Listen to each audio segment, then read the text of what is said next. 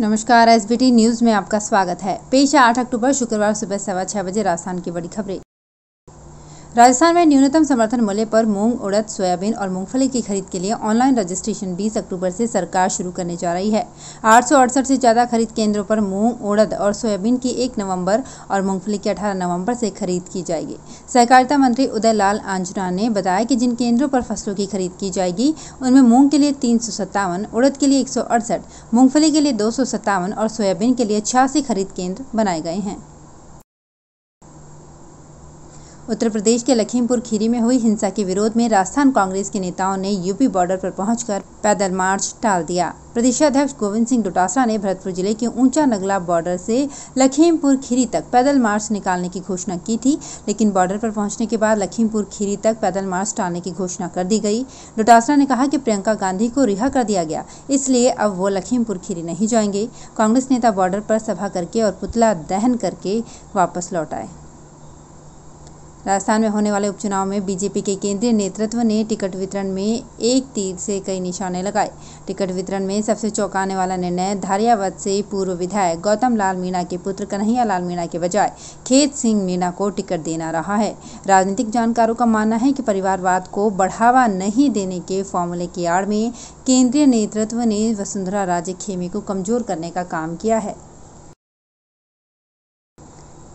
Railway ने corona guideline 6 महीने के लिए बढ़ा दी है। बोर्ड ने कहा कि रेलवे परिसर में या यात्रा के दौरान बिना मास्क के पाए जाने पर 500 रुपये का जुर्माना लग सकता है। अप्रैल में कोरोना की दूसरी लहर के दौरान पहली बार भारतीय रेलवे ने मास्क नहीं पहनने पर जुर्माने की घोषणा की थी।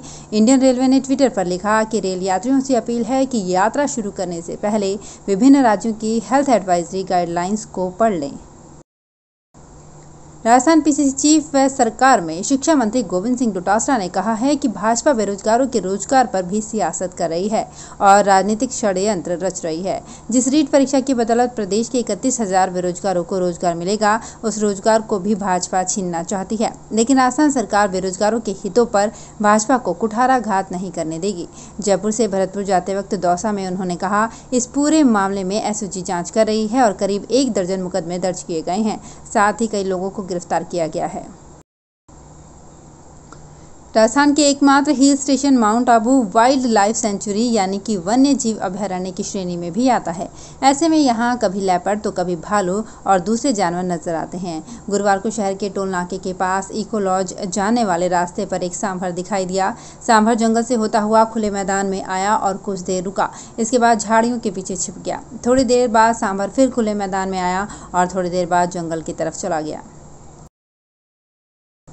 राजस्थान का सबसे बड़ा जयपुर इंटरनेशनल एयरपोर्ट 11 अक्टूबर से पूरी तरह से निजी हाथों में चला जाएगा। 11 अक्टूबर से आगामी 50 साल के लिए जयपुर एयरपोर्ट अडानी समूह का होने जा रहा है। इसकी सभी तैयारियां मुकम्मल कर ली गई है। 4 दिन बाद सभी औपचारिकताएं पूरी करने के बाद जयपुर एयरपोर्ट की कमान अडानी समूह के हाथों में सौंप दी जाएगी। हालांकि इससे पहले भी तारीख तय की गई थी, लेकिन अडानी समूह की तरफ से 11 तारीख की स्वीकृति मिली है। माना जा रहा है कि एयरपोर्ट के प्राइवेट हाथों में जाने के बाद यात्रियों की सुविधा में इजाफा होगा और पहले से ज्यादा सुविधाएं यात्रियों को मिल सकेंगी। चित्तौड़गढ़ और निम्बाहेड़ा अस्पताल में नवनिर्मित ऑक्सीजन प्लांट का वर्चुअल उद्घाटन प्रधानमंत्री नरेंद्र मोदी ने किया।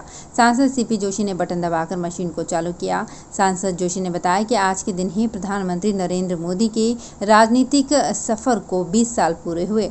उन्होंने कहा कि कोविड की दूसरी लहर बहुत खतरनाक साबित हुई थी। उसी समय ऑक्सीजन की उपयोगिता देखी गई। इन दोनों प्लांट से लोगों को और ज्यादा फायदा मिलेगा, साथ ही चिकित्सा विभाग भी सुदृढ़ होगा। लंबे समय के बाद गहलोत, पायलट माकन और डोटासरा एक साथ एक ही हेलीकॉप्टर में बैठकर उड़ान भरेंगे, फिर एक ही मंच से चुनावी सभाओं को संबोधित करेंगे। 8 अक्टूबर को उदयपुर के वल्लभनगर और प्रतापगढ़ के धारियावद में चारों नेता कांग्रेस प्रत्याशियों के चुनाव नामांकन की जनसभाओं को संबोधित करेंगे।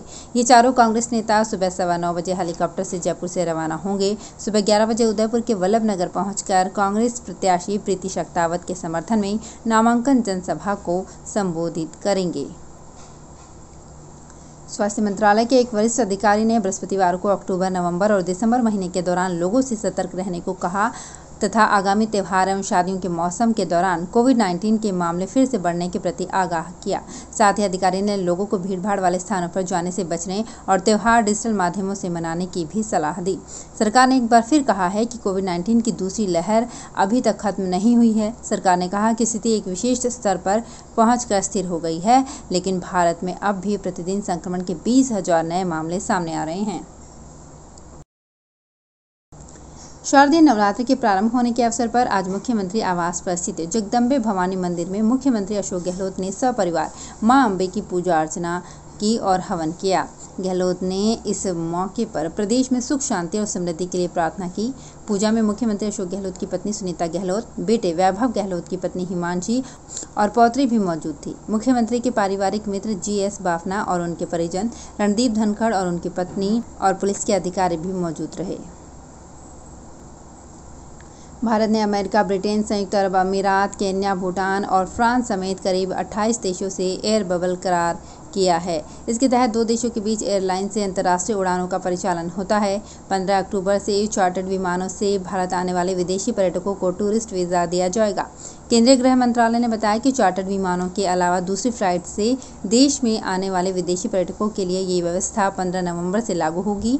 भारत आने पर विदेशी यात्रियों को कोरोना गाइडलाइंस का पालन करना होगा। तो फिलहाल इस बुलेटिन में इतना ही, फिर हाजिर होंगे कुछ और बड़ी खबरों के साथ। SBT न्यूज के और भी वीडियोस को देखने के लिए हमारे चैनल को सब्सक्राइब करें और नोटिफिकेशन पाने के लिए बेल आइकन को प्रेस करें।